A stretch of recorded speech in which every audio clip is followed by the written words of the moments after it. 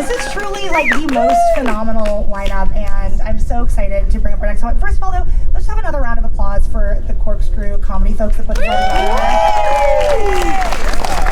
This has been an incredible weekend of entertainment, and I mean, like, how often do you get to go to a comedy show in the most beautiful setting imaginable, and drink wine, and adopt puppies, or a 40-year-old woman, depending on what you're looking to add to your family.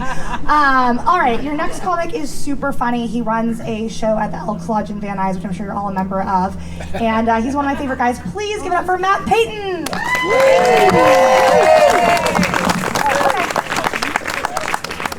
Thank you very much. Let's bring the underwire back. I think we need structural integrity for the size of our breasts in 2025. They're getting out of hand. This is why we're in collapse.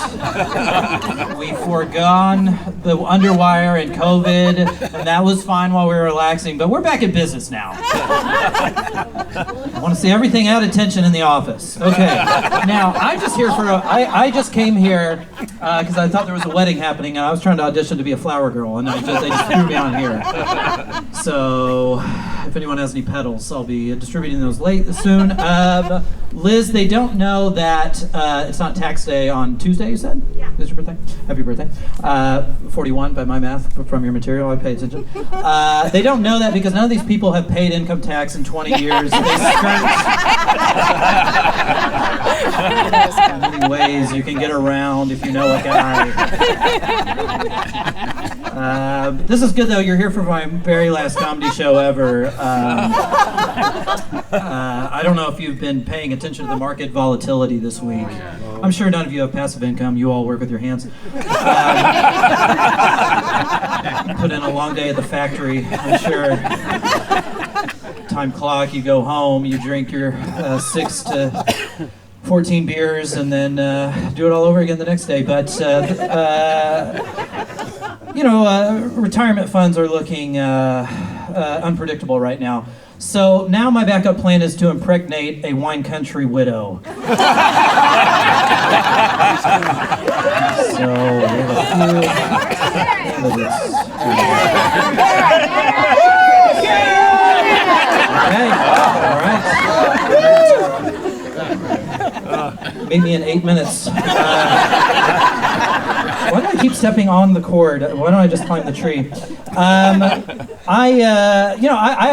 been trying to talk about things lately that are just a little more universal, that we can all just agree upon, have some fun. By God, we've earned it.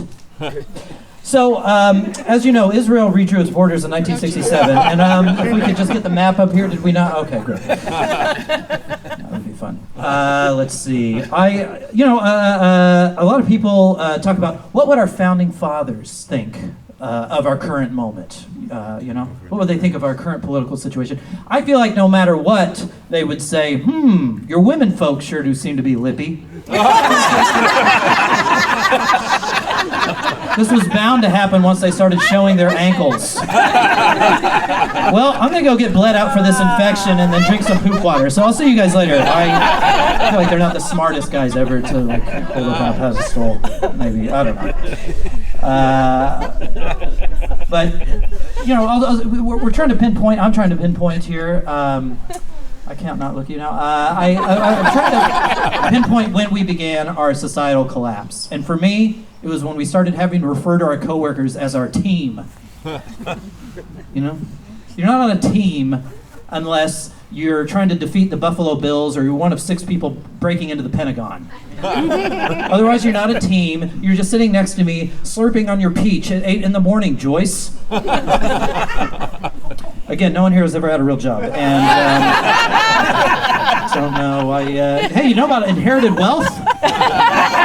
Inherited wealth. That one doesn't work. That's just a prop. We're gonna do a little fake talk show here in a minute. Someone told me recently. I can see all you great because I have contacts in right now, and I was telling someone this recently, and they said, "Yeah, I know. I can see them." And I said, "Don't look at me that intensely like that. You're looking into my eyes like my wife doesn't. I don't even know if she wears contacts. That's a lady's business is her own. You know what I mean? Like, don't look at me like that." But when I was 8 years old, I got my first pair of glasses at the lens crafters at the mall. We've all been there. And then 11 years later, I started working at that very same store, which is a really fun origin story for someone who won't lose their virginity until they're 22. It's true, I actually did. I had sex with a lady who worked in the store. She was 15 years older than me, which sounded cool. And I was always kind of scared of sex, thinking the other person would be disappointed. It never occurred to me that I would be. I had all these fantasies that she would teach me some stuff, and I guess she did, which is don't have sex with someone who remembers Watergate. It's got to be Iran-Contra onward for me. We all have our personal cutoffs, and my birthday tragedies. Let's go through all of them. Being born, of course, wasn't great, and then Gabrielle Giffords being shot happened on my birthday. Oh. And but then George Bush threw up on the Japanese Prime Minister on my birthday. That kind of balance, right? But then this year, the fires occurred on them. And, that probably put a little damper on it. I had to go out to Riverside to stay with my, religious cousin and just ask them about Costco the whole time. So, it's been a mixed bag, I would say. I'm a Capricorn. Yeah. I feel like that's a thing here. No? I feel like people believe in that. Tell me about myself. Oh, no Capricorn. Okay, so the wedding is going to start here in a minute, and we're probably, yeah. Let's see. I had a kid recently. If recently was almost 4 years ago. A little behind on talking about it. I feel like in comedy, you either have to say that your kid sucks to get a shock laugh, or that your kid is perfect and you're the piece of shit. That way you can get the audience on your side. I am the only one brave enough to say that the moms at the park are way too hot now. All my mom's friends just dress like moms now. They're all in there's a lot of leggings. I don't know. It's very form-fitting. No underwires there. Remember back when you liked me? I'm going to fall into these rocks in a second, and that's going to be fun for us all. But people say that raising a kid is hard, and that's only true if you do a good job. If you just half-ass it and assume they're breathing at night, sleep like a baby. Do babies sleep well at night? I actually have no idea. I'm too busy catching Z's. Do you like me on this side more? I feel like I'm way too into your space here. Let's see. We did IVF to have our baby, going against God's will, and if you don't know what IVF stands for, it's I volunteer $15,000. Kaiser Permanente. It's a good group over there. A good group of guys. If you have a IVF child, there's extra pressure on them to be worth it. I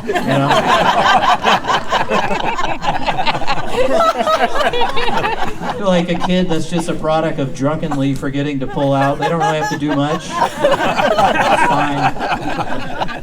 But if you have to go to the extreme of making appointments and doing injections and stuff, they need to be a city council member or something. Or the bare minimum, do that whistle with your fingers. I can't do it. I was born according to nature's laws, so I don't know how to do it. Beats the hell out of me. Let's see. Doing IVF. You have to they have to analyze your sperm, which is humiliating. They bring you into I always thought this just happened on TV, but they actually do have a room with pornography in it that you go to give them your sperm, and then they have to analyze it. And I really was paranoid going in there because you can they have it set up for you, and you have the tube and everything, and you can type in what you want. So I thought they're going to come in here 8 seconds after I leave, but it only takes 8 seconds for me, by the way. Very fast. We'll be in and out, so but when they're going to come right in and look at what I typed, right? I would. So I wanted them to think I'm a good person and I'm not like a sicko. And so I just typed in more women on the Supreme Court.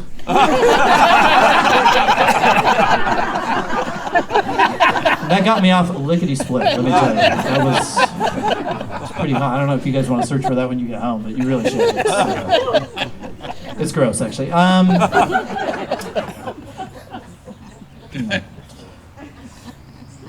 the wine? It's good, right? It's delicious. It'd be funny if you told me it was terrible, but it has to be good, right? Yeah. Okay. I saw a billboard that said that a sign of autism is that the person will avoid making eye contact with you. So I think my wife was autistic during sex. Now, okay, great.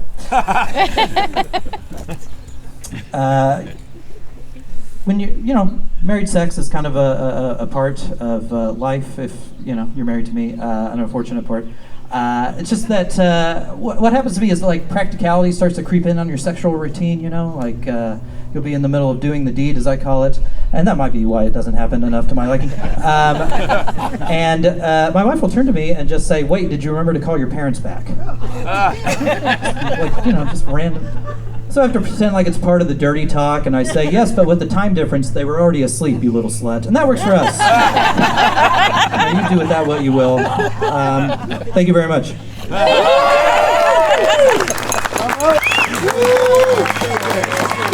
Funny bone. Give it up again for Matt Payton.